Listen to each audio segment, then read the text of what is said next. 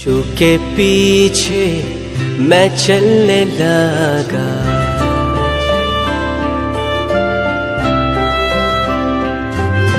बहुत समय से जब से लॉकडाउन चल रहा है, सभी लेमैन, प्रचारक, पास्टर सब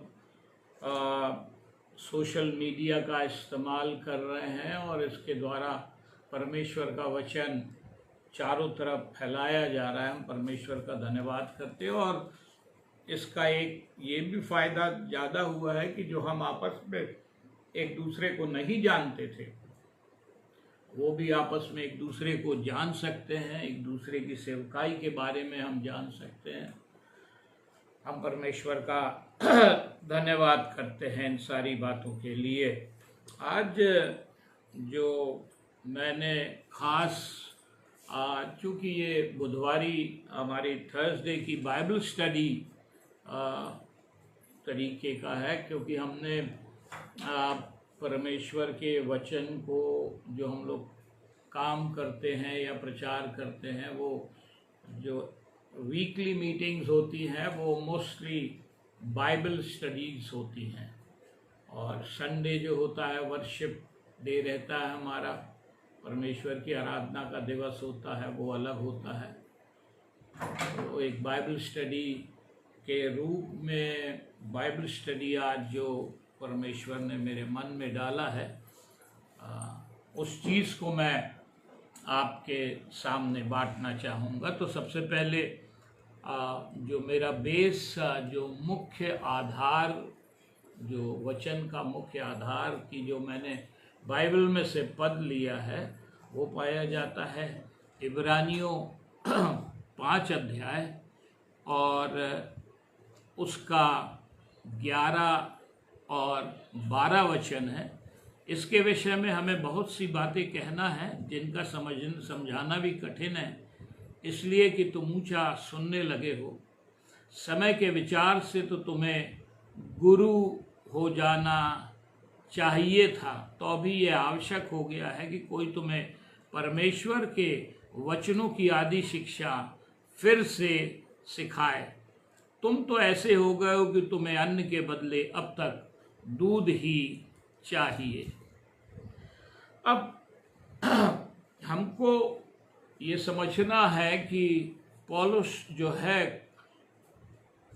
बात कर रहा है उन विश्वासियों से जिन्होंने बहुत पहले से प्रभु यीशु मसीह को ग्रहण किया हुआ है, और इन्होंने बहुत पहले से प्रभु यीशु मसीह को ग्रहण किया, और जब ये बार बार विज़िट करता है और एक और विज़िट जब करता है तो वो ये देखता है कि इनकी आत्मिक उन्नति नहीं हो पा रही है।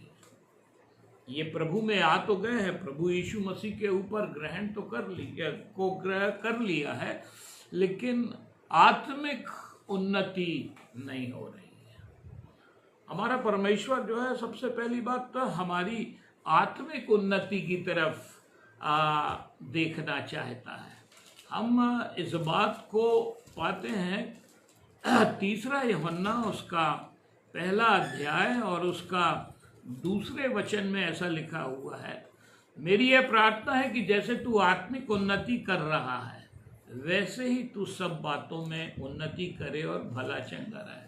परमेश्वर हमारे परिपक्वता की तरफ विशेष ध्यान देना चाहता है। यदि हम बाइबल में से समझने की कोशिश करेंगे, परमेश्वर हमारी स्पिरिचुअल मैच्योरिटी की तरफ ज़्यादा ध्यान देना चाहता है। अक्सर होता क्या है, देखिए, what is a Christian life? मसीही जीवन क्या है? मसीही जीवन इट्स ए मैराथन, है ना, एक लंबी दौड़ है।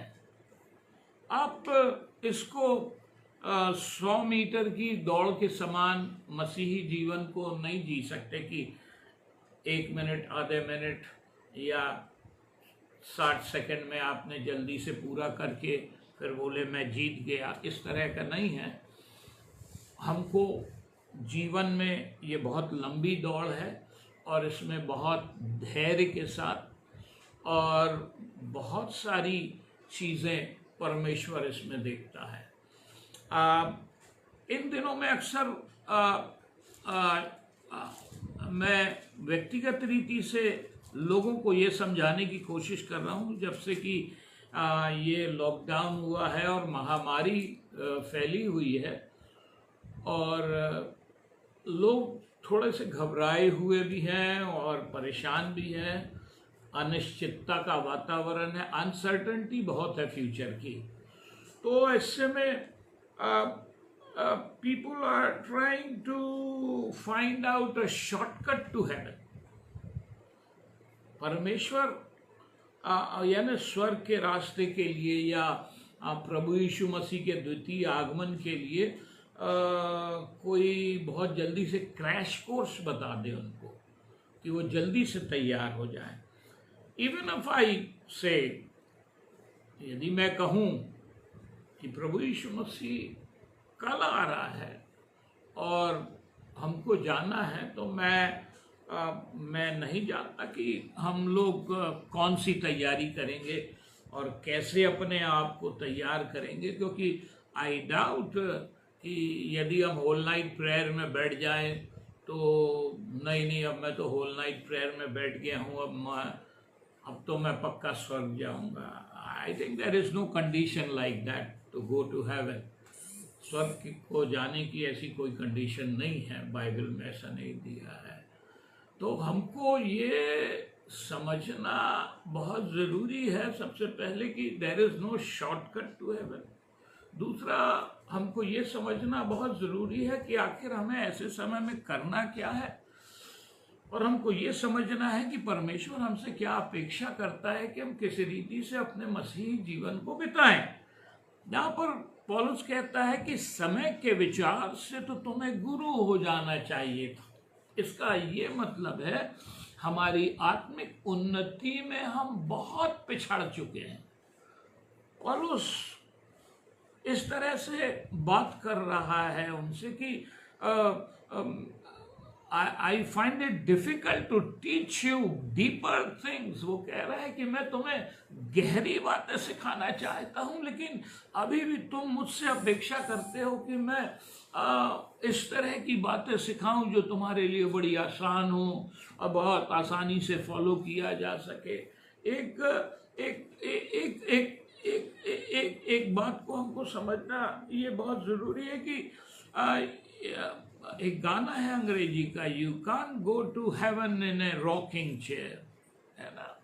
झूलते हुए कुर्सी में हम स्वर्ग नहीं जा सकते। What I am talking to you, जो मैं आपसे बात करना चाह रहा हूँ वो ये है कि समय के विचार से तो तुम्हें गुरु हो जाना चाहिए था। इसका क्या मेथड निकाला जाए कि मैं पूरी 66 पुस्तकें हैं जो है वो याद कर लूं, या पूरी डॉक्ट्रिन्स का पूरी नॉलेज मुझको मालूम हो जाए, या मैं एक बहुत बड़ा प्रचारक बन जाऊं, मेरी आत्मिक उन्नति को मैं साबित कर सकूं लोगों के ऊपर। बहुत सारी चीज़ें मैं और आप जो है इसको देखना और समझना चाहते। एक चीज़ जो हमको देखना है, और वो ये देखना है कि हम अक्सर जो है मसीही जीवन is not a competition, is not a competition. ये कोई प्रतियोगिता नहीं है। हमको इसमें ना किसी से जीतना है और ना किसी से हारना है।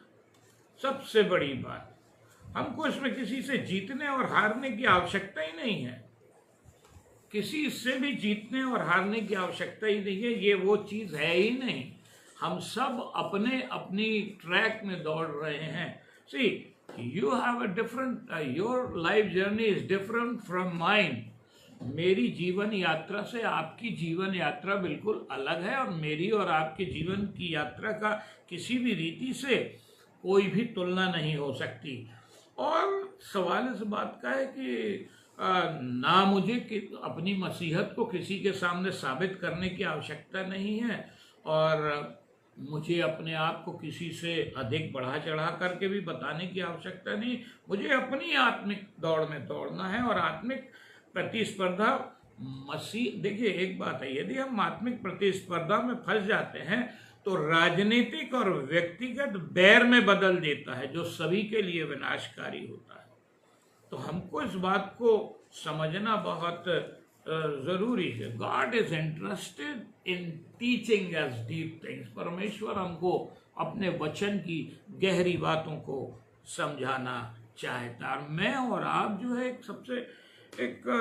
सबसे बड़ी बात यह है कि अक्सर हम प्रचारकों से ये उम्मीद करते हैं या पास्टर्स से ये उम्मीद करते हैं, प्रभु के लोगों से, कि हमको एक रात में बदल दो, हमको एक रात में जाइंट बना दो, परमेश्वर का एक बहुत बड़ा दास, एक बहुत भारी दास, एक बहुत बड़ा आश्चर्य कर्म एक ही रात में हो जाए, ताकि मैं पूरी दुनिया में पूरा फेमस हो जाऊं overnight. Becoming a star overnight is always dangerous in Christianity. एक रात में कोई स्टार बनना मसीहत में एक तो सबसे बड़ी बात। एक और चीज़ है, मैं आपको बताना चाहता हूँ, there are certain things which I want to share is, मसीहत में वीआईपी कल्चर नहीं होता। Christianity there is no VIP culture, कोई वीआईपी नहीं होता। देखिए मत्ती 18, मैं वही चीज़ बताना चाह रहा हूँ कि परमेश्वर को कहना चाहिए कि प्राप्त करने के लिए या परमेश्वर को जानने के लिए जो हम लोगों को बताना चाहते हैं कि बहुत ही ज़्यादा, जैसे ही मान लो आप परमेश्वर आपको इस्तेमाल करना लगेगा तो सीधा प्रेसिडेंशियल इलेक्शन के लिए आप तैयार हो जाइए, समथिंग लाइक दैट, कि हम लोग हमेशा अपने आप को फिर वीआईपी में जोड़ने लगते हैं। एक चीज़ जो मैं बताना चाहता हूँ, मत्ती 18:18 में ऐसा दिया हुआ है। मत्ती 18 और 20 में भी पढ़ लेंगे, क्योंकि जहाँ 2 या 3 मेरे नाम पर इकट्ठे होते हैं वहाँ मैं उनके बीच में होता हूँ। Question is this, it's very personal.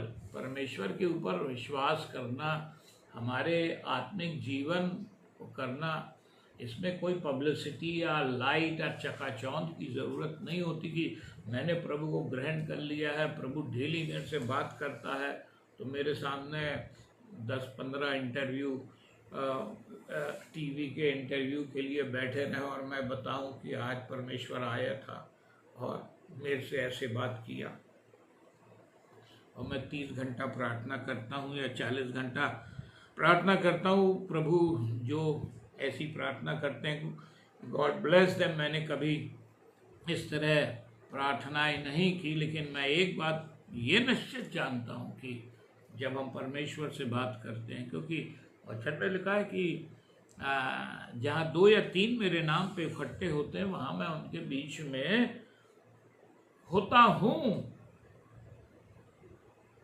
एक जो बातें 2 या 3 लोगों के बीच में, आर गॉड सो सिंपल। देखिए एक जो बड़ी चीज़, जो खतरनाक चीज़ जो फरीसियों के साथ और सदूकियों के साथ हुई, वो ये हुई कि they stumbled over the simplicity of God. परमेश्वर का जो साधारण तरीका अपने बेटे को भेजने का था और काम करवाने का था, बोलते हैं अरे क्या नासरत में से कोई अच्छी वस्तु निकल सकती? You know, the Nazareth was a notorious place. जो नासरत वो जगह है, वो बड़ी नटखट जगह मानी जाती थी उस जमाने में। वो कोई बहुत अच्छी जगह नहीं मानी जाती थी। अपन लोग बोलते हैं यीशु नासरी, वो बहुत अच्छी जगह नहीं थी, वो नटोरियस प्लेस थी। भाई इतिहास बताता है। अब सवाल इस बात का है कि अब जो परमेश्वर 2 या 3 पर इकट्ठा होने में, हाजिर होने के लिए, उनके बीच में होने के लिए हाजिर है, उसके लिए इतना ज़्यादा मैं अपने शब्दों में तो यही बोलूँगा कि बाप रे बाप कितना हंगामा करते हैं, क्या क्या नहीं करते हम लोग। And God is so simple. और परमेश्वर इतना वो इतने साधारण करने को तैयार है। देखिए, लेट्स कम बैक। कुछ चीज़ों में साथ लेकर के चल रहा हूँ क्योंकि ये बाइबल स्टडी है, इसीलिए कुछ चीज़ों को मैं साथ लेके चल रहा हूँ कि यूहन्ना 4 अध्याय और उसका 23 और 24 वचन अपने को मालूम है। यूहन्ना 4 अध्याय 23 और 24 लिखा है, परंतु वह समय आता है और अब भी है जिसमें सच्चे भक्त पिता की आराधना आत्मा और सच्चाई से करें। अब परमेश्वर ढूंढ रहा है भाई, ये कैसे लोगों को ढूंढ रहा है? वेरी सिंपल, आत्मा और सच्चाई से। तो सबसे बड़ी बात हमारी आराधना के अंदर, परम प्रभु के पीछे चलने के अंदर, हमारी आत्मिकता के अंदर, हमारे मसीही जीवन की परिपक्वता के अंदर सबसे बड़ी माइनस शो होना चाहिए। इसमें कुछ भी दिखावा नहीं होना चाहिए। वचन बिल्कुल है, हर एक हे प्रभु प्रत्येक, हर एक प्रभु प्रभु कहने वाला स्वर्ग के राज में प्रवेश। तो जो परमेश्वर एक या दो लोगों के बीच में आने को राजी है, हम उसके लिए इतना उधम मचवाते हैं। और आर्कियोलॉजिकल सर्वेस को देखने जाते हैं कि वाकई में जहाँ पे क्या हुआ Yeshu Masih, that is a different part. But if you go to find out Jesus in Israel, I totally disagree with this opinion and with this kind of tour. परमेश्वर जो है हमको ये बहुत ज्यादा पैसे देना पड़ता, मेरी आज तक समझ में नहीं आया। और पता नहीं कैसे लोगों को पैसा देने के बाद परमेश्वर मिल जाता है, ये मेरी भी समझ में नहीं आया। और लोग परमेश्वर को प्राप्त करने के लिए पैसा देते हैं, ये भी मेरी समझ में नहीं। यहाँ पर लिखा है परमेश्वर आत्मा और अवश्य है कि उसकी आराधना करने वाले आत्मा और सच्चाई से आराधना करें, क्योंकि पिता अपने लिए ऐसे ही आधार जिसे भक्त पिता की आराधना आत्मा और सच्चाई से करेंगे। देखिए, एक सबसे बड़ी बात ये, गॉड इज इंटरेस्टेड। बात कहीं की कहीं चली गई है। अब अपन देखिए, सवाल बड़ा चक्कर ये है कि जैसे मैंने बताया परमेश्वर आत्मा है और अवश्य कि उसके भजन करने वाले आत्मा और सच्चाई से आराधना करें। तो सबसे पहली बात ये है कि परमेश्वर ना हमारे टाइम से आता है और ना हमारे टाइम से जाता है, उसकी उपस्थिति होती है। जैसे हमने बोल दिया भाई 5 बजे आना प्रभु जी, ऐसा कुछ नहीं होता है। और 6 बजे चले जाना, ऐसा भी कुछ नहीं होता है। इन बातों को समझना बहुत ज़रूरी है। और आज भी हमारे लोगों के अंदर ये इतनी बड़ी तकलीफ हो गई है कि मिस्टर टॉम और मिस्टर जॉन को तो बड़ी भीड़ आएगी, और यदि मिस्टर टॉम, कई बार ऐसा होता है कि यीशु मसीह भी पूछते हैं भाई मिस्टर टॉम आ रहा है, बोले नहीं आ रहा है, तो फिर मेरे को देखने कौन आएगा? People don't come to see Jesus. People come to see man. यीशु मसीह को देखना है वो तो घर में भी मिल जाता है। देखिए, प्रकाशित वाक्य 3:23 निकालिए। प्रकाशित वाक्य उसका 3 अध्याय उसका 23 वचन हम सब जानते हैं। देख, मैं द्वार पर खड़ा हुआ खटखटाता हूँ। 3:23 ऐसा लिखा हुआ है। देख,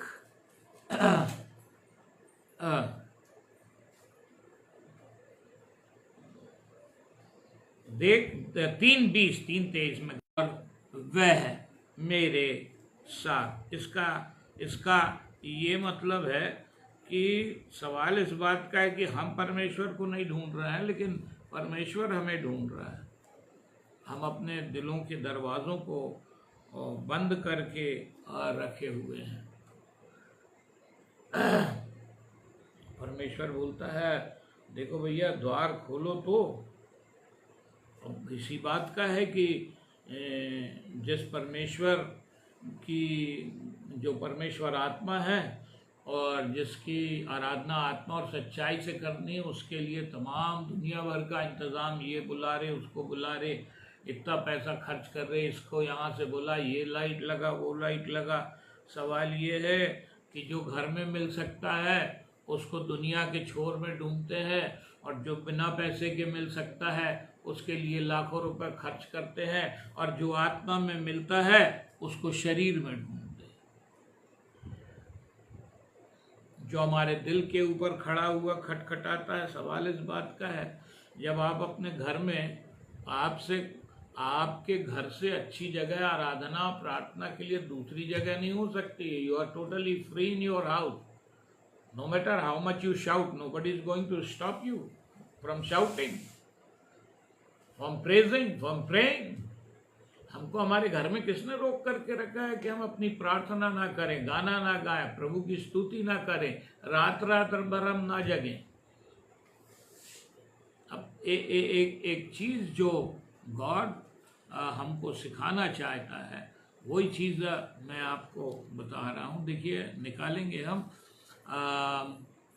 एक्चुअली में प्रॉब्लम ये हो गया है हम लोगों के साथ, उत्पत्ति की पुस्तक उसका 17 अध्याय, उत्पत्ति की पुस्तक और उसका 17 अध्याय का पहला वचन मैं पढ़ लूँगा आपके सामने। जब अब्राम 99 वर्ष का हो गया तब यहोवा ने उसको दर्शन देकर कहा, मैं सर्वशक्तिमान ईश्वर हूँ, मेरी उपस्थिति में चल और सिद्ध होता जा। यहाँ पे जो मैं सर्वशक्तिमान ईश्वर हूँ, यहाँ पे हिब्रू में उसके लिए जो वर्ड यूज हुआ है वो एल शदाई। अलग अलग तरह से परमेश्वर ने अब्राहम को अपने आप को इंट्रोड्यूस किया है। This is the first time in the scriptures that word El Shaddai is used. यहाँ पे El Shaddai पहली बार यूज किया परमेश्वर। It means Almighty God. El Shaddai means Almighty God. एक जो बात इब्रानियों से हमने उठाए थे कि पौलुस कह रहा है कि समय के हिसाब से तो तुम्हें गुरु हो जाना चाहिए था, परंतु तुम अभी तक आत्मिक दूध पीने वाले बच्चे हो। पौलुस इस बात को कह रहा है। अब इस बात को यही मैं बताना चाहता हूँ कि परमेश्वर से हम सीखना नहीं चाहते, अपने मन से दौड़ रहे हैं आँख बंद करके, किसी भी डायरेक्शन में मिला दौड़ो दौड़ो दौड़ो। अब बहुत सारे लोग कई बार एक दो लोगों ने मेरे से पूछा कि भैया आजकल कौन सा प्रचारक ज़्यादा चल रहा है, तो मैं थोड़ी देर के लिए चकरा गया। मैंने कहा पता नहीं है क्या, तो मैंने कहा मतलब क्या है ज़्यादा चलने का मतलब? ज़्यादा चलने का मतलब लोग ज़्यादा किसको सुन रहे हैं, कौन सा प्रचारक को ज़्यादा सुन रहे हैं कि हमारा ज़्यादा काम हो जाए उससे। तो बहुत सारे हमारे कॉन्सेप्ट चीज़ें गलत हैं। यहाँ पे एट द एज ऑफ 99 है ना, यहाँ पर लिखा है तब जब अब्राम 99 वर्ष का हो गया तब यहोवा ने उसको दर्शन देकर कहा, मैं सर्वशक्तिमान ईश्वर हूँ, एल शदाई हूँ, मेरी उपस्थिति में चल और सिद्ध होता जा। परमेश्वर सबसे बड़ी बात है, we must have a spirit of learning. सवाल ये हो गया है कि भैया आज कोई अन्य जातियों में से आया, उसने प्रभु को ग्रहण किया, हमने उठाकर उसको दूसरे दिन स्टेज के ऊपर खड़ा कर दिया, पुलपिट पे खड़ा कर दिया, अरे ये हमारा भाई आया है। पहले भी ऐसी लोगों से गलतियां हुई है, उनकी आत्मिक उन्नति हुई नहीं, उसको उठा करके ला के पुलपिट पे खड़ा कर दिया, उसको एक जगह से गवाही के निकाले, दूसरी जगह पहुंचा दिए, तीसरी जगह पहुंचा दिए, चौथी जगह पहुंचा दिया। वो सोचने लगा कि अब मैं बहुत बड़ा प्रचारक हो गया। At the age of 99, God is expecting from Abraham to learn certain things which he has not yet learned it yet. 99 बरस की उम्र में परमेश्वर अब्राहम से अपेक्षा करता है कि भाई कुछ बातें अभी भी तूने नहीं सीखा है और तू सीख उन बातों को। तो सबसे पहली बात, we must have a spirit of learning. दूसरा जो मैं आपको बता, नो वन इज परफेक्ट, कोई भी सिद्ध नहीं है। तीसरा, एक बात बहुत अच्छे से आप समझ लो और जान लो कि यदि आप परमेश्वर के चुने हुए हैं और या परमेश्वर की सेवा करना चाहते हैं या अपना जीवन आपने परमेश्वर को अर्पित किया है, तो सिखाएगा, तो पक्का सिखाएगा। God will not stop teaching you. परमेश्वर निश्चित सिखाता रहेगा। और जैसे अब्राहम को 99 वर्ष की उम्र में जाके बोलता है, देखिए, is this age to learn things. और मैं आपको बताना चाहता हूं, एक परमेश्वर के लोग, they are student from cradle to the grave. वो पालने से लेकर के कब्र में जाने तक एक स्टूडेंट रहते हैं, कुछ ना कुछ परमेश्वर सिखा। मैं और आप क्यों घबराते हैं? इतनी ज्यादा घबराते क्यों है कि कल कोई हमको फेल का सर्टिफिकेट दे देगा, तुम अपनी जिंदगी में असफल हो गए, गो। Who can give us the certificate of success and failure in this world? इस दुनिया में कौन हमें सफल और असफल होने का सर्टिफिकेट दे सकता है? कोई क्या खुदा के लेवल में बैठा है जो बोल देगा कि हमको कि नहीं तुम सफल हो गए या तुम्हारी जिंदगी को मैं असफल मान लूं? हर इंसान, परमेश्वर के अपने अपने देखने के दृष्टिकोण अलग होते हैं। परमेश्वर का दृष्टिकोण अलग। लिखा है, जैसा मनुष्य देखता परमेश्वर नहीं देखता। मनुष्य बाहरी रूप को देखता, लेकिन परमेश्वर हृदय पर दृष्टि करता है। दूसरा एक और चीज जो मैं बताना चाहता हूं कि age does not mean that we know all and we are perfect. यदि हम 70 वर्ष के हो गए, 80 वर्ष के हो गए, इसका ये मतलब नहीं है कि भैया हमको सब कुछ मालूम है। नहीं, परमेश्वर के बहुत सारे वचन के भेद, जीवन के भेद ऐसे हैं जिसके विषय में हमको नहीं मालूम है। एक जो परमेश्वर ने अब्राहम को बात सिखाई और वो परमेश्वर ने अब्राहम को सिखाया कि देख भाई, बहुत इत्मीनान से धैर्य के साथ चल। और हम देखते हैं कि जब वो 100 बरस का हुआ तब परमेश्वर ने उसको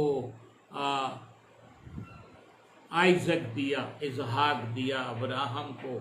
और परमेश्वर ने उनको परमेश्वर ने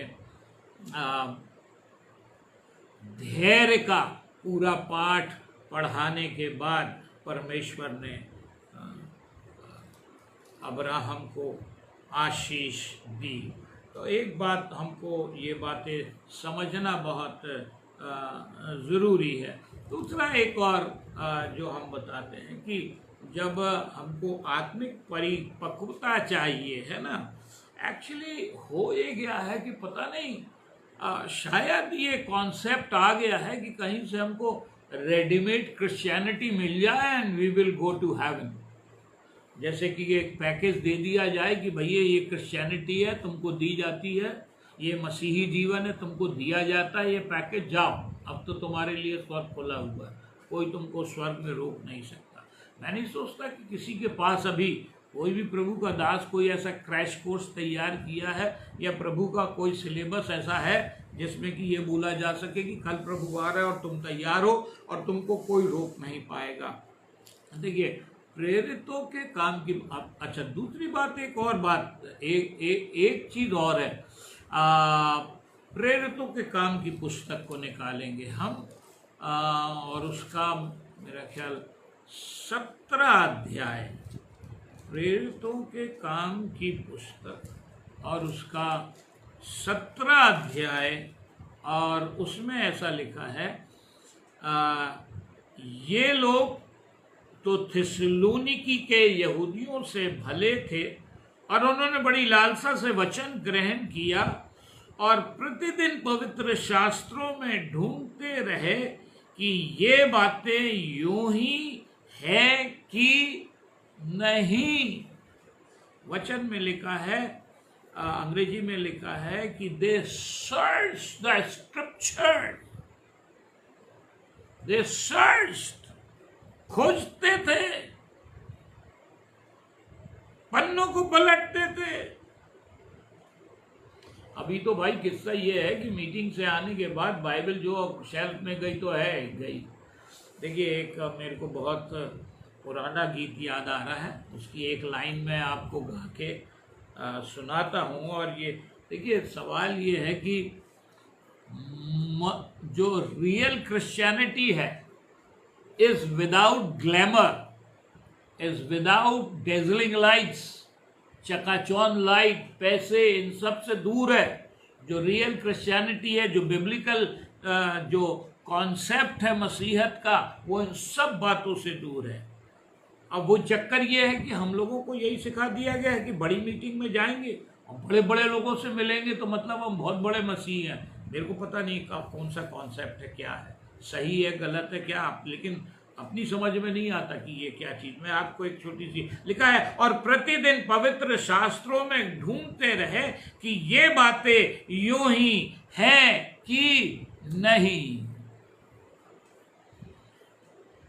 अब यहाँ पे आत्मिक उन्नति का अपन लोग को बचपन से एक गीत सिखाया गया है, हम लोग गाते हैं। अब वो बोलेंगे अरे नहीं ये तो नॉट वेरी इंटरेस्टिंग, कुछ करो,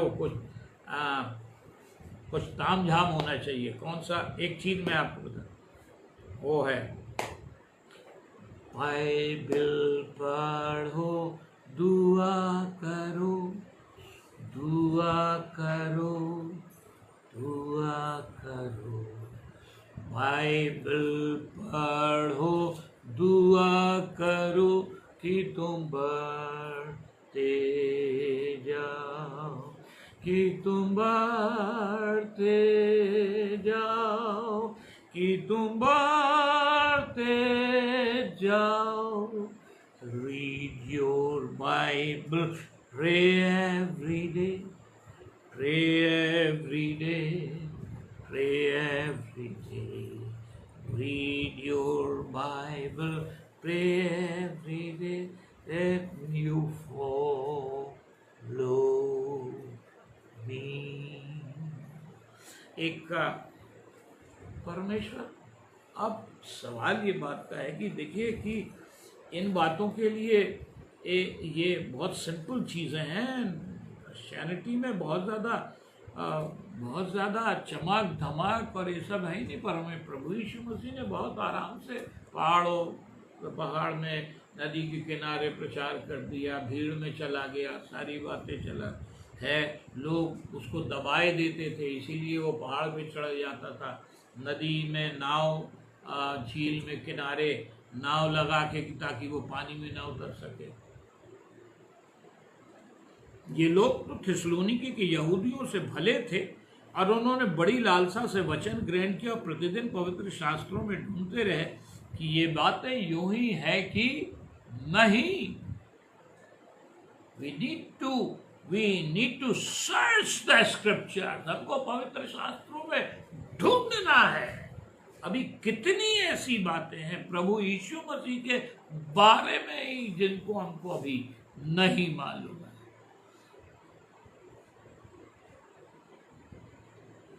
और जब हम पवित्र शास्त्रों में ढूंढते हैं, पवित्र शास्त्र के हिसाब में जब हम चलते हैं तो और जब हम पवित्र शास्त्रों वचनों को जब हम ढूंढते हैं, एक चीज़ बहुत वो है, एक यही काम हमसे नहीं हो पाता। कौन सा?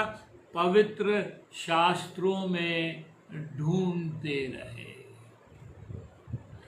और यही चीज़ हमसे नहीं बनती है। हम लोग ये चाहते हैं नहीं भैया परमेश्वर एक चमत्कार कर दे, ऐसा चमत्कार कर दे कि बस सबको मैं बता दूं। हाँ, क्या करूं? बोले आज रात मेरे को स्वर्ग ले जा। फिर मैं कल गवाही दूंगा कि मैं स्वर्ग गया था। अब सवाल एक प्रभु आशीष दे, जो दर्शन देखते हैं, दर्शन गलत नहीं है, स्वप्न और दर्शनों की बात बाइबल में है, I am not condemning that, but the thing which is already available in the word of God, you don't believe the 66 book and you want to have your separate experience with the Lord and say, Lord, this is my experience, and let people know. What about these 66 books? ये 66 पुस्तकों का क्या होगा? जब हम आपके ही अनुभव को सुनेंगे तो फिर ये 66 पुस्तकों को कैसे पढ़ेंगे? और जो ऑलरेडी हमको इसमें पहले से दे दिया गया है कि स्वर्ग क्या है, नरक क्या है, इन सारी बातों के लिए तो हमको फिर दूसरी एक्स्ट्रा इंफॉर्मेशन की जरूरत क्या? Bible is all sufficient to believe in heaven and earth and angel and God and Satan and creation and everything that is given in the Bible, that is enough. We don't need extra information from.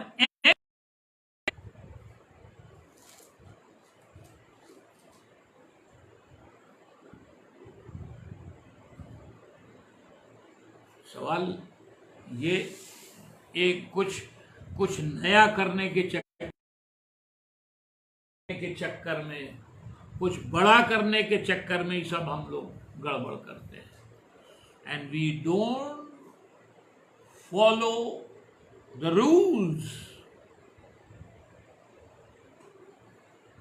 जो परमेश्वर के वचन का जो rule है उसको हम लोग फॉलो ही नहीं करते हैं. देखिए, पहला कुरिन्थियों 3 अध्याय 2 वचन. पहला कुरिन्थियों 3 अध्याय 2 वचन.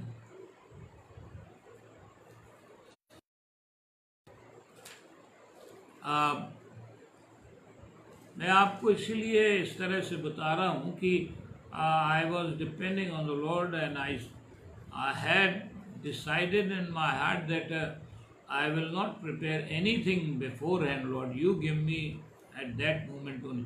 पहला कुरिन्थियों 3 अध्याय और उसका 2 वचन. इसलिए I am taking little time. Net के ऊपर जो बहुत ज़रूरी रहता है टाइम को मेंटेन करना. वचन में लिखा है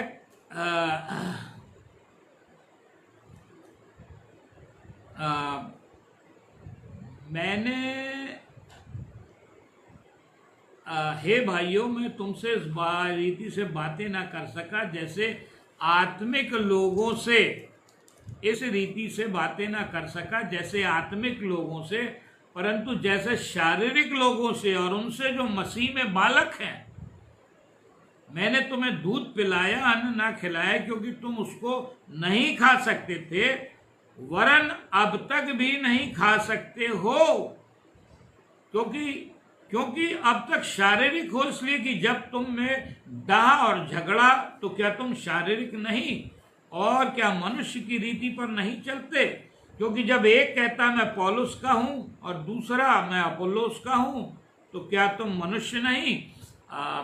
अब कुरिन्थियों, देखिए कुरिन्थियों की कलीसिया में पूरे 9 वरदान काम कर रहे थे, बड़े बड़े काम हो रहे थे. तब तो कुरिन्थ की कलीसिया को पौलुस पूरे वरदानों के विषय में बताता, अन्य भाषाओं के विषय में बताता है, भविष्यवाणियों का बड़ा डिटेल में दिया, अन्य भाषा के विषय में बड़ा डिटेल में दिया, पवित्र आत्मा के बपतिस्मे के बारे में बहुत डिटेल में.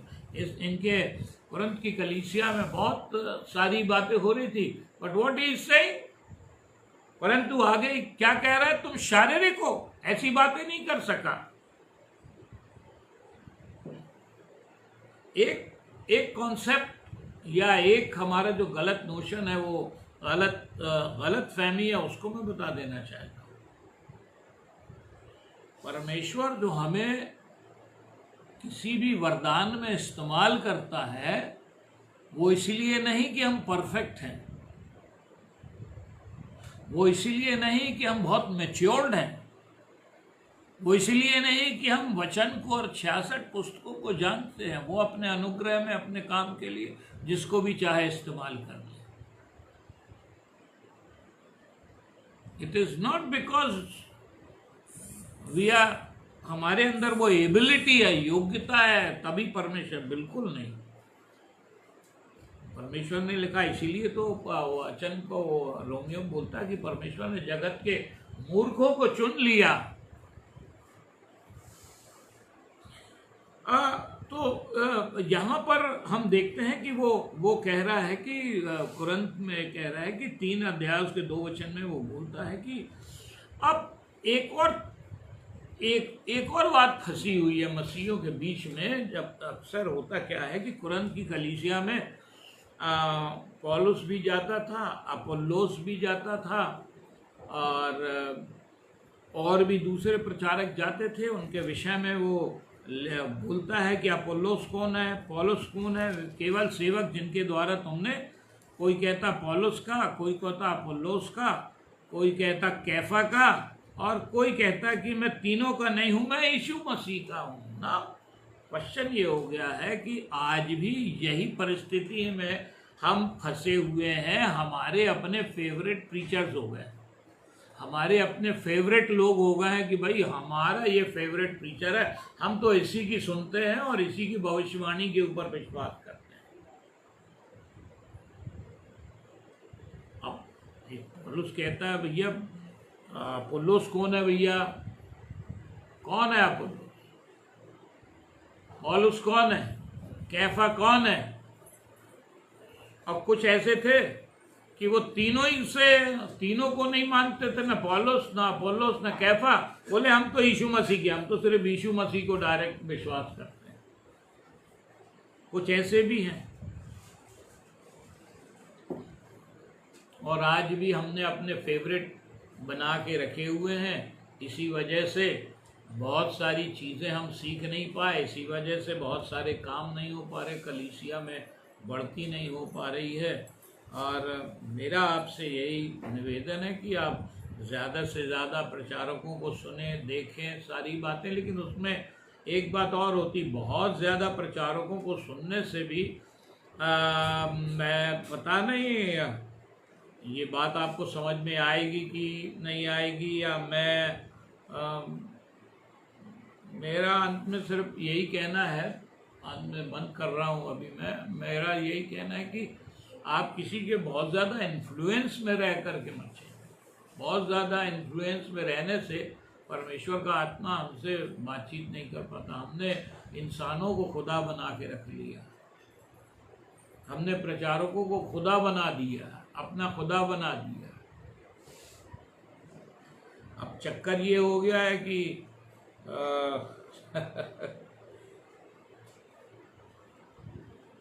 मैं एक व्यंग है, ये व्यंग है, इसको समझिए कि मिस्टर टॉम जब हिंदुस्तान में आने के थे तो यीशु मसीह जो है मिस्टर टॉम के पास गए। बोले कहाँ जा रहे हो, फलानी जगह मीटिंग में जा रहे हो। बोले हिंदुस्तान में। बोले हाँ मैं जा रहा हूँ, भारत इंडिया जा रहा हूँ प्रचार करने के लिए, उन लोग ने बुलाया। तो बोले मेरे को भी ले चल भाई। तो मिस्टर टॉम बोलते क्यों, आप क्यों नहीं अकेले चले जाते, यीशु मसीह मेरे साथ जाने की ज़रूरत क्या है आपको, मैं क्या, आप तो अकेले भी जा सकते हैं। अरे बोले नहीं, मैं अकेला जाता हूँ तो लोग मुझे पहचानते नहीं। बोले मिस्टर टॉम को लेके आओ, मिस्टर टॉम को लेकर के आओ। जब तक मिस्टर टॉम के साथ नहीं आओगे तो यीशु मसीह आपको, आप पहुंच वाले नहीं हो, क्योंकि आप क्या मिस्टर टॉम को जानते हो। बोले नहीं भाई, हम तो मिस्टर टॉम को नहीं जानते, हम तो यीशु मसीह हैं। बोले नहीं नहीं नहीं, दैट इज, ये बात यहाँ तक पहुँच चुकी है साहब, विश्वासियों की जिंदगी में ये बात यहाँ तक पहुँच चुकी है। जबकि अब कोरोना है, चारों तरफ पेंडेमिक फैला हुआ है, ऐसे समय में भी फोन कॉल्स विदेशों में जा रहे हैं कि हमारे लिए प्रार्थना करो।